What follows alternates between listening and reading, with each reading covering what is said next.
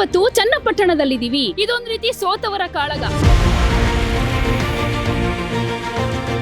ಈ ಸರಿ ನಿಖಿಲ್ ಕುಮಾರಸ್ವಾಮಿ ಬರ್ಲಿ ಹೇಗೆ ಸರ್ ಬರ್ತಾರೆ ಅಂತ ಕನ್ಫರ್ಮ್ ಆಯ್ತು. ನಿಖಿಲ್ ಕುಮಾರಸ್ವಾಮಿ ನೋಡೋಣ, ಅವ್ರವ್ರ ಜೈಮಾನ ಅಲ್ಲೂರದು. ಚನ್ನಪಟ್ಟಣ ಕ್ಷೇತ್ರದ ಜನ ಈ ಸಲ ನಿಖಿಲ್ ಕುಮಾರಸ್ವಾಮಿ ಅವರನ್ನು ಆಯ್ಕೆ ಮಾಡ್ತಾರೆ ಅಂತ ನನ್ನ ಅನಿಸಿಕೆ. ಮುಂದಿನ ದಿನಮಾನಗಳಲ್ಲಿ ಕುಮಾರಣ್ಣನವರ ಸ್ಥಾನವನ್ನು ತುಂಬುವಂಥ ಯೋಗ್ಯತೆ ನಿಖಿಲ್ ಕುಮಾರಸ್ವಾಮಿ ಅವ್ರಿಗಿದೆ. ಈ ಮನೆ ಮಗನಿಗೆ ಓಟ್ ಹಾಕ್ತೇವೆ, ಯಾರಿಗೂ ಹಾಕ್ಬಿಡ್ತಾರ? ಈ ಮನೆ ಮಗನಿಗೆ ಓಟ್ ಹಾಕೋದು, ಅವನೇ ಗೆಲ್ಲೋದು. ಯೋಗೇಶ್ವರ ಸ್ವಲ್ಪ ಎಲ್ಲ ಕೆಲಸ ಕಾರ್ಯ ಮಾಡಿದಾನೆ, ಯೋಗೇಶ್ವರ್ ಗೆಲ್ತಾರೆ ಅಂತ ಕಾಣುತ್ತೆ. ಇಲ್ಲಿ ಚನ್ನಪಟ್ಟಣ ತಾಲೂಕು ವರದೇಗೌಡನಿಂದ ಹಿಡ್ದು ಕುಮಾರಣ್ಣ ಹಿಡ್ದು ದೇವೇಗೌಡರಿಂದ ಹಿಡ್ದು ಗೊತ್ತಿರುವಂಥ ಸ್ಥಳ. ಕಾಂಗ್ರೆಸ್ನವರು ಏನೂ ಇಲ್ಲ. ನಮಸ್ತೆ ಒನ್ ಇಂಡಿಯಾ ಕನ್ನಡ ವೀಕ್ಷಕರೇ, ನಾವಿವತ್ತು ಚನ್ನಪಟ್ಟಣದಲ್ಲಿದ್ದೀವಿ. ಚನ್ನಪಟ್ಟಣದ ಅಖಾಡ ಅಂತ ಬಂದಾಗ ಇಡೀ ದೇಶದ ಗಮನ ಸೆಳೀತಾ ಇದೆ, ರಾಜ್ಯ ಮಾತ್ರ ಅಲ್ಲ. ಯಾಕಂದ್ರೆ ಇದೊಂದು ರೀತಿ ಸೋತವರ ಕಾಳಗ. CP Yogeshwar versus Nikhil Kumaraswamy. So ಇಬ್ಬರಲ್ಲಿ ಯಾರು ಗೆಲ್ಬಹುದು, ಯಾರು ಸೋಲ್ಬಹುದು, ಇಲ್ಲಿನ ಜನ ಏನು ಹೇಳ್ತಾರೆ? ಯಾಕಂದ್ರೆ ಜಿದ್ದಾಜಿದ್ದಿನ ಕಣವಾಗಿ ಮಾರ್ಪಟ್ಟಿರೋದ್ರಿಂದ ಚನ್ನಪಟ್ಟಣದ ಜನತೆಗೆ ಯಾರ ಮೇಲೆ ಒಲವಿದೆ ಅನ್ನೋದ್ರ ಬಗ್ಗೆ ಜನಾಭಿಪ್ರಾಯ ಹೇಗಿದೆ ಅನ್ನೋದನ್ನ ತಿಳ್ಕೊಳ್ಳೋಣ. ಸೊ ಬನ್ನಿ ಹಾಗಾದ್ರೆ. ಚನ್ನಪಟ್ಟಣ ಈ ಸಲ ಯಾರು ಗೆಲ್ಬಹುದು ಸರ್? ಯೋಗೇಶ್ ಗೆಲ್ಬೋದು. ಯೋಗೇಶ್ವರ್. ಯಾಕೆ? ನಮ್ಮ ಸ್ಥಳೀಯ ಅಭ್ಯರ್ಥಿ, ಸ್ಥಳೀಯರು ಸಿಗ್ತಾರೆ, ಯಾವುದೇ ಕೆಲಸ ಕಾರ್ಯ ಪಕ್ಕದಲ್ಲಿ ಇರ್ತಾರೆ. ಮಾಜಿ ಪ್ರಧಾನಿಗಳ ಮೊಮ್ಮಗ, ಮಾಜಿ ಮುಖ್ಯಮಂತ್ರಿಗಳ ಮಗ, ಕೇಂದ್ರ ಸಚಿವರ ಮಗ ನಿಖಿಲ್ ಕುಮಾರಸ್ವಾಮಿ. ತುಂಬಾ ಹೋಪ್ಸ್ ಅವ್ರ ಬಗ್ಗೆನೂ ಇದೆ. ನಮಗೆ ಗೊತ್ತಿಲ್ಲ ಮೇಡಮ್ನವರ, ಅದೇನು ನಾವು ಯೋಗೇಶ್ವರ.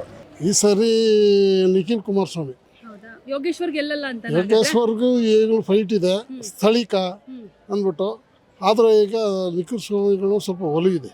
ಯಾಕೆ ನಿಖಿಲ್ ಗೆಲ್ಬೇಕು ಅಂತ? ನಿಖಿಲ್ ಯಾಕೆ ಗೆಲ್ಲಬೇಕು ಅಂತಂದರೆ, ಅಲ್ಲಿ ನಿಖಿಲ್ ಅಂತಂದರೆ ರೈತನ ಮಗ ಆದ್ರೂ ಅಲ್ಲಿ ಸ್ವಲ್ಪ ಆದಷ್ಟು ಸಹಾಯ ಇದೆ. ಅವ್ರ ತಂದೆ ಮಾಡಿರೋದು ಸಹಾಯ. ಇಲ್ಲಿ ನೀರಿಗೆ ಅಣೆಕಟ್ಟೆ ಕಟ್ಟಿ ನಮ್ಮ KRS ಕಟ್ಟೆ ಹೆಂಗೆ ನಾವು ಮಾಡಿದ್ದಾರೆ ನಮ್ಮ ಮಂಡ್ಯ ಜಿಲ್ಲೆ ಒಳಗೆ, ಆ ರೀತಿ ಅವ್ರದ್ದೇ ಆದಂಥ ಒಂದು ಇದೆ. ಅದರಿಂದ ಒಂದು ಅವ್ರಿಗೆ ಸ್ಥಾನ ಇದೆ. ಇಲ್ಲ ಇದು ಮತ್ತು ಯಾವ ಕಾರಣದಲ್ಲೂ ಅವ್ರ ತಂದೆ ಹೆಸರು ಇರೋದ್ರಿಂದಲೇ ನಿಖಿಲು. ಇಲ್ಲಾರಂತ ಯಾವ ಕಾರಣದಲ್ಲಿ ನಿಖಿಲು ಆಗೋ ಸಾಧ್ಯ ಇಲ್ಲ. ಮಾತಾಡಿದ್ರೆ ಸುಖ ಅಲ್ಲೂರೇ, ಯಾರು ಗೆದ್ರೆ ಏನು? ಅಲ್ಲ, ಅದು ಯಾರು ಗೆಲ್ತಾರೆ ಈ ಸಲ ಚನ್ನಪಟ್ಟಣ ಅಂತ? ಬರ್ಲಿ ಹೇಗೆ ಸರ್ ಬರ್ತಾರೆ ಅಂತ ಕನ್ಫರ್ಮ್ ಆಯ್ತು. ನಿಖಿಲ್ ಕುಮಾರಸ್ವಾಮಿ ನೋಡೋಣ, ಅವ್ರವ್ರ ಜೈಮಾನ ಅಲ್ಲೂರದು. ಇಷ್ಟ ದಿನ ಕುಮಾರಸ್ವಾಮಿ ಅವರೇ ಈ ಕ್ಷೇತ್ರದ ಶಾಸಕ ಆಗಿದ್ದು, ಅವರಿಂದ ಏನು ಅಭಿವೃದ್ಧಿ ಕೆಲಸಗಳು ಜನರಿಗೆ ಒಳ್ಳೇದು ಅನ್ನೋದೇನು ಆಗಿಲ್ವಾ? ಹಾಗಾದ್ರೆ ಏನು ಆಗಿಲ್ಲ ಮೇಡಮ್ ಅವರೇ. ಆದ್ರೆ ನೋಡುವ ಮುಂದಕ್ಕೆ ಯೋಗೇಶ್ವರ ಬಂದು ಬಸ್ ಸ್ಟಾಪ್ ಇವೆಲ್ಲ ಮಾಡಬೇಕು ಅಂತ ಮಾಡ್ತಾವ್ರೆ. ಓಕೆ. ಚನ್ನಪಟ್ಟಣ ಕ್ಷೇತ್ರದ ಜನ ಈ ಸಲ ನಿಖಿಲ್ ಕುಮಾರಸ್ವಾಮಿ ಅವರನ್ನು ಆಯ್ಕೆ ಮಾಡ್ತಾರೆ ಅಂತ ನನ್ನ ಅನಿಸಿಕೆ. ಏಕೆಂದರೆ ಮೊದಲನೇದಾಗಿ ಯುವಕರಿದ್ದಾರೆ.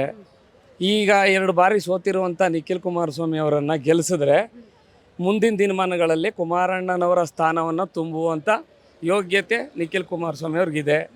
ಈಗ ಉಪಚುನಾವಣೆಯಲ್ಲಿ ನಾವು ಈ ಕ್ಷೇತ್ರದ ಜನ ಶಾಸಕರಾಗಿ ಮಾಡಿದ್ರೆ ಮುಂದಿನ ದಿನಮಾನಗಳಲ್ಲಿ ರಾಮನಗರ ಜಿಲ್ಲಾ ಉಸ್ತುವಾರಿ ಮಂತ್ರಿಗಳಾಗುವ ಅವಕಾಶ, ಜೊತೆಗೆ ಮುಂದೊಂದು ದಿನ ಈಗ ಕುಮಾರಣ್ಣವರು ಮುಂದಿನ ಮೈತ್ರಿ ಸರ್ಕಾರದಲ್ಲಿ ಮುಖ್ಯಮಂತ್ರಿ ಆದರೆ ಅದಾದ ನಂತರದಲ್ಲಿ ಕೇಂದ್ರಕ್ಕೆ ಹೋದಾಗ ಮತ್ತು ಮುಖ್ಯಮಂತ್ರಿ ಆಗುವಂಥ ಅರ್ಹತೆ ನಿಖಿಲ್ ಕುಮಾರಸ್ವಾಮಿಯವರಿಗೆ ಸ್ವಾಭಾವಿಕವಾಗಿದೆ. ಆಗಿದ್ದಾಗ ಅಂಥ ವ್ಯಕ್ತಿಯನ್ನು ಕಳೆದುಕೊಳ್ಳೋದಕ್ಕೆ ಚನ್ನಪಟ್ಟಣ ಕ್ಷೇತ್ರದ ಜನ ಇಷ್ಟಪಡಲ್ಲ ಅಂತ ನನ್ನ ಅನಿಸಿಕೆ. ಯೋಗೇಶ್ವರರು ಚುನಾವಣೆಗೆ ಮೊದಲು ಕುಮಾರಣ್ಣವ್ರು ರಾಜೀನಾಮೆ ಕೊಡ್ತಿದ್ದಂಗೆ ಅವರೇ ಹೇಳಿದರು, ನಮಗೆ NDA ಪಕ್ಷ ಅಭ್ಯರ್ಥಿಯನ್ನು ಯಾವ ಚಿಹ್ನೆಯಿಂದ ಬೇಕಾದ್ರೂ ಕೊಟ್ಕೊಂಡು ನಿಂತ್ಕೋತೀನಿ ಅಂತ. BJPಲೇ ಬೇಕು ಅಂದರು. ಕೊನೆಗೆ ಕುಮಾರಣ್ಣವರು ಇನ್ನೊಂದು ದಿನ ಕಾಲಾವಕಾಶ ಕೊಟ್ಟಿದ್ರೆ BJPಲೇ ಕೊಡೋಕೆ ಅವ್ರಿಗೆ ರೆಡಿ ಇದ್ದರು. ಅಷ್ಟು ಬೇರೆ ಇವರು ರಾತ್ರಿ ಹೋಗಿ ಕಾಂಗ್ರೆಸ್ ಜೊತೆಯಲ್ಲಿ ಮಾತಾಡಿ ಕಾಂಗ್ರೆಸ್ ಪಕ್ಷದ ಅಭ್ಯರ್ಥಿಗಳಾಗಿ ಸ್ಪರ್ಧೆ ಮಾಡವ್ರೆ. ಆದರೆ ಸ್ಪರ್ಧೆ ತುರುಸಿನ ಸ್ಪರ್ಧೆ ಅಂತೂ ನಡೀತದೆ. ಕೊನೆಗೆ ಅದು ಮತಗಳು ಒಂದು ಹೋಟೆಲ್ ಗೆಲ್ತಾರೋ ನಿಖಿಲ್ ಕುಮಾರಸ್ವಾಮಿ ಅವರು 10,000 ಮತಗಳ ಅಂತರದಲ್ಲಿ ಗೆಲ್ತಾರೋ, ಒಟ್ಟಿನಲ್ಲಿ ನಿಖಿಲ್ ಕುಮಾರಸ್ವಾಮಿ ಅವ್ರಿಗೆ ಗೆಲುವು ಗ್ಯಾರಂಟಿ ದಕ್ತದೆ. ಈಗ ನಗರ ಪ್ರದೇಶದಲ್ಲಿ ವಕ್ಫ್ ವಿಚಾರ, ಮೂಡಾ ವಿಚಾರ, ಇವು ಹಲವಾರು ವಿಚಾರಗಳು ನಗರ ಪ್ರದೇಶದೊಳಗೆ ಸುಶಿಕ್ಷಿತರಿಗೆ, ವಿದ್ಯಾವಂತರಿಗೆ ಗೊತ್ತಾಗ್ತದೆ. ಹಳ್ಳಿ ಕಡೆ ಇರೋ ಜನಗಳಿಗೆ ಏನು ಗೊತ್ತಾಗಲ್ಲ.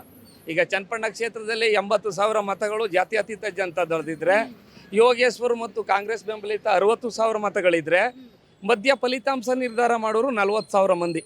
ಅವರು ಹೊಲಮಾಳದಲ್ಲಿ ಕೆಲಸ ಮಾಡಿಕೊಂಡು ಅವ್ರು ದುಡಿಮೆ ಮಾಡ್ಕೊಂಡು ಇರ್ತಾರೆ. ಅವ್ರಿಗೇನು ಅಂದರೆ ದುಡ್ಡು ಯಾರು ಜಾಸ್ತಿ ಕೊಡ್ತಾರೆ ಅವ್ರಿಗೆ ಓಟ್ ಹಾಕ್ತಾರೆ. ಅವರು ಈ ಪಕ್ಷದವನಿಗೆ ಆ ಪಕ್ಷದವನಿಗೆ ಒಂದು 500 ರೂಪಾಯಿ ಜಾಸ್ತಿ ಕೊಟ್ಟ ಅಂದರೆ ಅವನಿಗೆ ಮತ ಹಾಕ್ತಾರೆ. ಇದು ಹಳ್ಳಿಗಳ ಜನರ ಮುಗ್ಧ ಮನಸ್ಥಿತಿ. ಫಲಿತಾಂಶ ನಿರ್ಧಾರ ಮಾಡೋರು ಅವರೇ. ನೀನು 1 ಕೋಟಿ ರೂಪಾಯಿ ಸಂಪಾದನೆ ಮಾಡಿದ್ರೆ ಯಾರು ಕೊಡ್ತೀಯ? ನಿನ್ನ ಮಗನಿಗೋ ಮಗಳಿಗೋ ಕೊಡ್ತೀಯ ಅಲ್ವಾ? ಈ ಮನೆಗೆ ಓಟ್ ಹಾಕ್ತೀಯ, ಯಾರಿಗೂ ಹಾಕ್ಬಿಡ್ತಾರ? ಈ ಮಗನಿಗೆ ಓಟ್ ಹಾಕೋದು, ಅವನೇ ಗೆಲ್ಲೋದು. ನಿಖಿಲ್ ಕುಮಾರಸ್ವಾಮಿ ಸುಳ್ಳವು, ಬರೀ ಆಶ್ವಾಸನೆ. ಅಲ್ಲಿ ಆಫೀಸ್ ಮಾಡ್ಕೊಂಡವ್ರೆ, ಏನು ದಿಕ್ಕಿಲ್ಲ. ಅವರೇ ಗೆಲ್ಲೋದು ಕಣವ. ಲಾಸ್ಟ್ ಟೈಮ್ ಕುಮಾರಸ್ವಾಮಿ ಅವರಲ್ವಾ ಇಲ್ಲಿ ಶಾಸಕರಾಗಿದ್ದವರು? ಅವ್ರು ನಮ್ಮೂರ ಅಲ್ವಲ್ಲ, ಗೆಲ್ಸಿದ್ರಲ್ಲ ಚನ್ನಪಟ್ಟಣದವ್ರು ಅವ್ರನ್ನೇ. ನಾವು ಮಾನಸಿಕವಾಗಿ ಗೆಲ್ಸು ಅವ್ರನ್ನ. ನಮ್ಮ ಏನು ಮಿನಿಸ್ಟರ್ ಆಗ್ಬಿಡ್ತಾರೆ, ನಮ್ಮ ಚನ್ನಪಟ್ಟಣಕ್ಕೆಲ್ಲ ತಂದು ಹಾಕ್ಬಿಡ್ತಾರೆ ಅಂತ ಏನೂ ತಂದು ಕೊಡಲಿಲ್ಲ ಕಣ ತಾಯಿ. ಬೇಜಾರು ಮಾಡ್ಬೇಡ ನೀನು ಅಹಂಕಾರವು 7 ಗಂಟೆ ಕೇಳ್ತಾಗೆ. ಈ ಸಾರಿ ಯಾವುದೇ ಕಾರಣಕ್ಕೂ ಅವರೇ ಗೆಲ್ಲೋದು. ಯೋಗೇಶ್ವರು ಸ್ವಲ್ಪ ಎಲ್ಲ ಕೆಲಸ ಕಾರ್ಯ ಮಾಡಿದಾನೆ, ಯೋಗೇಶ್ವರ್ ಗೆಲ್ತಾರೆ ಅಂತ ಕಾಣುತ್ತೆ. ನಿಖಿಲ್ ಕುಮಾರಸ್ವಾಮಿ ಅವರು ಅಪ್ಪನ ಪರವಾಗಿರೋದ್ರಿಂದ ಸ್ವಲ್ಪ ಇಬ್ರದ್ದು ಸರಿಸಮನಾಗೇ ಇದೆ. ಇಬ್ರಿಗೂ ಟಗ್ಗ ಫೈಟು, ಇಬ್ಬರು ಸರಿಸಮನಾಗಿದ್ದಾರೆ. ಅಂದರೆ ಯೋಗೇಶ್ವರ್ ಗೆದ್ದರೆ ಸ್ವಲ್ಪ ಹಳ್ಳಿ ಜನಕ್ಕೆಲ್ಲ ಸ್ವಲ್ಪ ಸಹಾಯ ಎಲ್ಲ ಮಾಡ್ತಾನೆ ಅಂತ ಒಂದು ಇದಿದೆ. ಇಷ್ಟು ದಿನ ಚನ್ನಪಟ್ಟಣದವರು ಕುಮಾರಸ್ವಾಮಿ ಅವ್ರನ್ನ ಗೆಲ್ಸಿದ್ರು. ಈಗ ಸ್ವಲ್ಪ ಅದೇ ಕುಮಾರಸ್ವಾಮಿ ಬದಲು ಯೋಗೇಶ್ವರ ಗೆದ್ರೆ ಏನು ಮಾಡ್ತಾರೆ ನೋಡೋಣ ಅಂತ ಅನ್ನೋದು ಜನರದ್ದು ಊಹೆ. ಇಲ್ಲಿ ಚನ್ನಪಟ್ಟಣ ತಾಲೂಕು ವರದಾಗೋಡಿನಿಂದ ಹಿಡ್ದು ಕುಮಾರಣ್ಣ ಹಿಡ್ದು ದೇವೇಗೌಡರಿಂದ ಹಿಡ್ದು ಬದುಕಿರುವಂಥ ಸ್ಥಳ. ಕಾಂಗ್ರೆಸ್ನವರು ಏನೂ ಇಲ್ಲ, 1 ರೂಪಾಯಿಗೂ ಇಲ್ಲ ಅವರಲ್ಲಿ. ಅವ್ರಿಗೆ ಲಗತ್ತೂ ಇಲ್ಲ ಜಿಲ್ಲೆ ಒಳಗೆ ಕಾಂಗ್ರೆಸ್ನವರು. ಈಗ ಪಾಲಿಟೆಕ್ನಿಕಲ್ 13 ಕೋಟಿ ಮಡಗಿದ್ರು ಕುಮಾರಸ್ವಾಮಿ ಅವರು ರಿಪೇರಿ ಮಾಡಿಸುವಂತ. ಕಾಂಗ್ರೆಸ್ನವ್ನು ಎತ್ಕೊಂಟದ. ಯಾಕೆ ಎತ್ಕೋದ? ಯಾರ್ದು ದುಡ್ಡು? 180 ಕೋಟಿ ಹೊಡೆದ್ಬಿಟ್ಟು ಸಿದ್ದರಾಮಯ್ಯನವರು ಔಸ್ಕೊಂಡು ಕೂತವ್ರೆ. ಬರೀ 70 ಕೋಟಿ ಇದೆ ನಮ್ಮ ತಾವು, 100 ಕೋಟಿ ಇಲ್ಲ ಅಂತ ಹೇಳ್ತಾವ್ರೆ. ಬಡವ್ರ ದುಡ್ಡದು, ಯಾರೋ ಬಡವ್ರಗಳಿಗೆ ಕೊಡಿ ಅಂತೇಳಿ ಕೇಂದ್ರದಿಂದ ಬಂದಂಥ ದುಡ್ಡದು, ಗೊತ್ತಾಯ್ತರೆ.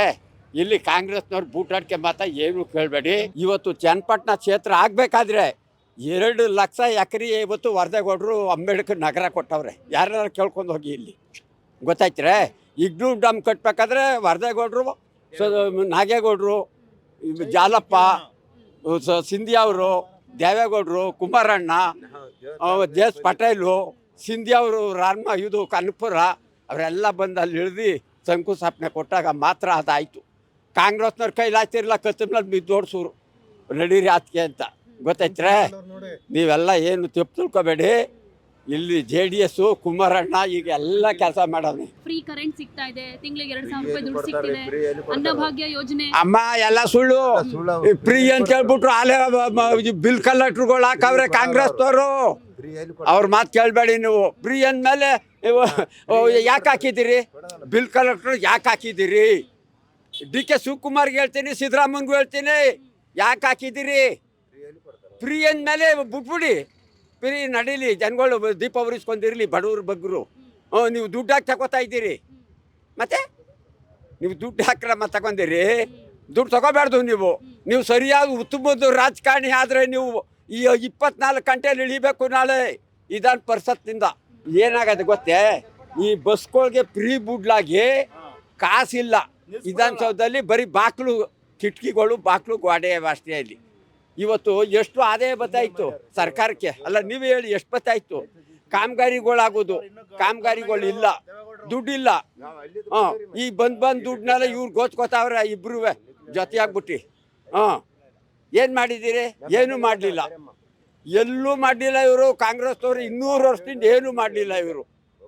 ಇವರೇನಿಲ್ಲ, ಎಲೆಕ್ಷನ್ ಬಂದಾಗ ದುಡ್ಡು ತಗೊಳ್ಳೋದು, ತುಂಬ್ಕೊಳ್ಳೋದು, ಜನ ಕೊಟ್ಬಿಡೋದು, ಗೆದ್ದುಬಿಡೋದು, ಬಂದ್ಬಿಡೋದು. ಬಂದು ಏನು ಮಾಡಿದ್ದೀರಿ? BJP JDS ಆಗಿರೋದ್ರಿಂದ ಒಳ್ಳೆಯದು.